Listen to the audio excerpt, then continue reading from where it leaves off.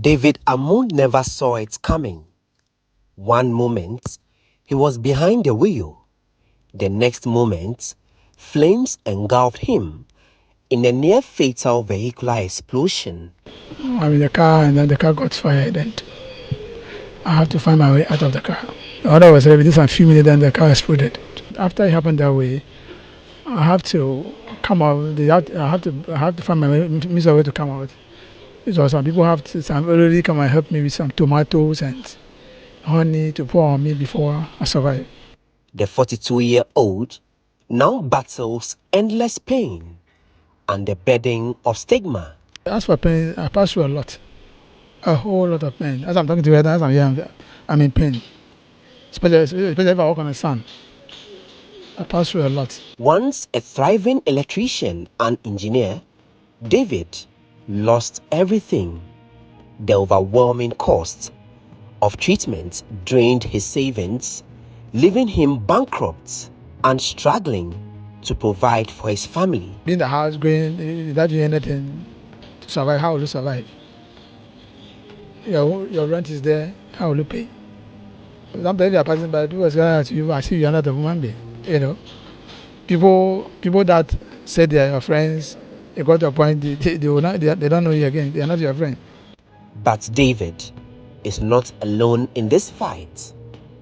Judith Cato Addison knows his pain all too well.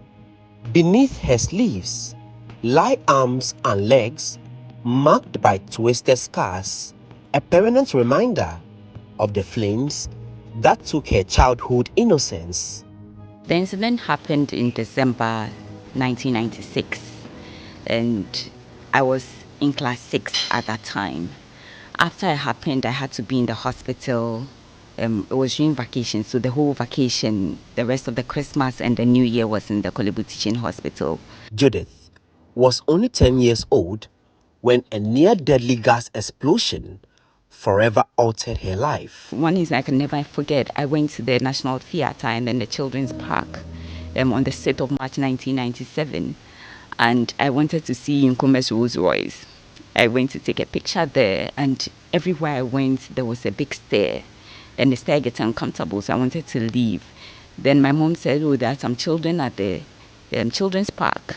I was like, okay, then let me go there. And I got there, and then all the children stopped me, like, look at her. And then they stopped playing, sort of. And I cried a river. That day, I cried so hard, and we had to come home.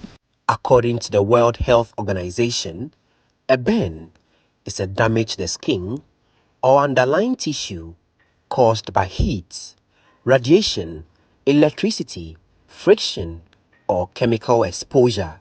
According to statistics from the World Health Organization, 1 out of 5 persons lose their life to wounds from burns due to improper first aid treatments. Globally, burns are a major health crisis.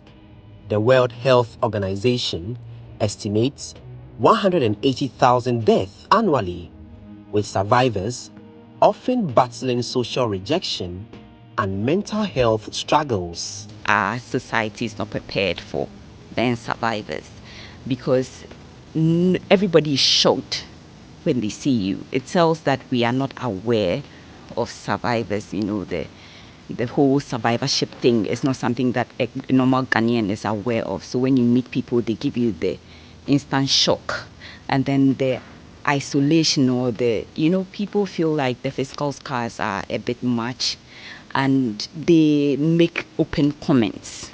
It's clear, you can hear them.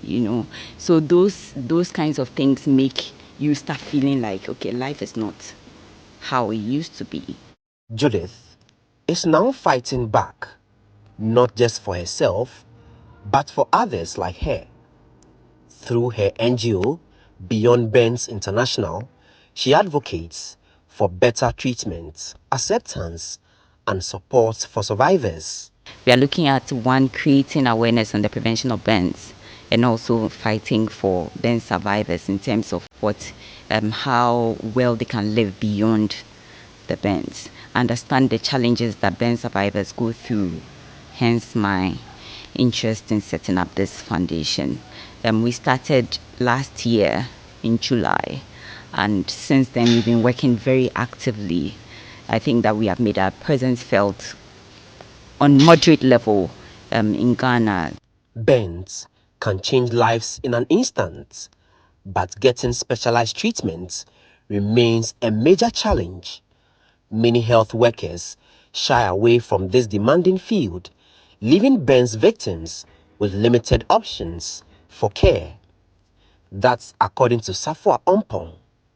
She is Deputy Chief Nursing Officer at the Reconstructive Plastic Surgery and Burn Center at the Kolebu Teaching Hospital. It's not easy. You see your colleague doctor dying of burns. It's not easy. But at times you have to gather courage. If you don't have it, you can't. You can't manage burns at all. So at times doctors come here and for a month or two, they are happy to leave this place. Not even a year. Experts say recent fire tragedies like the Kantamanto markets underscore the need for fire safety education and policy action nationwide. Safwa agrees, but says there is also a need for the government to invest more in better equipped burns treatment centers across the country. Currently, Ghana has only 3 burn centers, all underfunded and poorly equipped.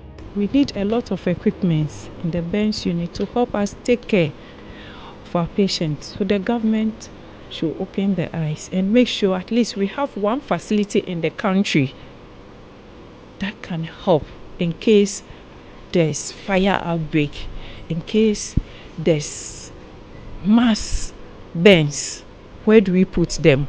Safwa added that expanding prevention strategies such as public awareness, stronger policies, better research, and improved affordable burn care could significantly reduce death and disabilities. This is just a 15-bed capacity. Can it take care of the whole Ghana? No. So if we should get a lot of burns, we don't have a facility that we can put them. Meanwhile, for burn survivors like Judith Kato Addison, every day is a fight, not just for healing, but for dignity. Reporting for GHOne News, I am Obed Ken Gaglo.